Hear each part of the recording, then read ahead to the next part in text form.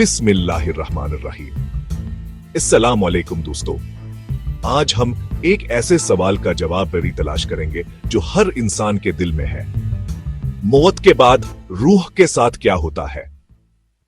ये वो राज है जिसे जानकर इंसान की सोच बदल जाती है।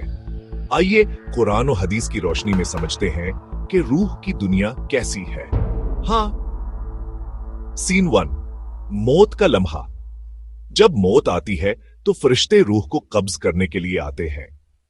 अल्लाह ताला फरमाता है, अल्लाह ही है जो रूहों को कब्ज करता है जब उन पर नींद या मौत आती है।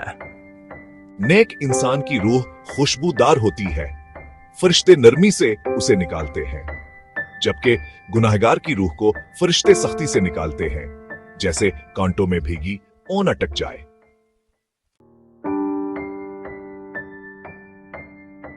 नेक रूह को आसमानों की तरफ ले जाया जाता है। ये नेक बंदा है, उसका इस्तकबाल करो। यहां तक कि रूह को एल्लीयीन में दर्ज कर दिया जाता है। लेकिन गुनाहगार की रूह को आसमानों पर इजाजत नहीं मिलती।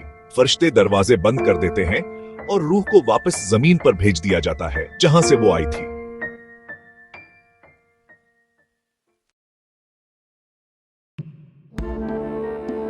कब्र में रूह अपने जिस्म से जड़ जाती है। तुम्हारा रब कौन है? तुम्हारा दीन क्या है? तुम्हारे नबी कौन है?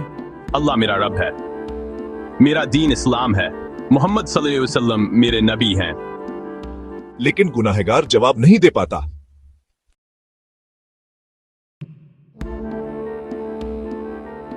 नेक रूहों के लिए कब्र जन्नत का बाग बन जाती है।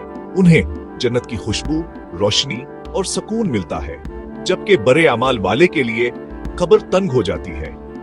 अंधेरा, डर और अजाब उसका इंतजार करते हैं। कयामत तक का इंतजार रूहें अपनी मंजिल का इंतजार करती है। नेक रूहें नूर के मकाम में रहती हैं और गुनाहगार रूहें सजाओं के मकाम में। कयामत के दिन तमाम रूहें दोबारा अपने जिस्मों में लौटाई जाएंगी और अल्लाह के हुजूर हिसाब के लिए खड़ी होंगी।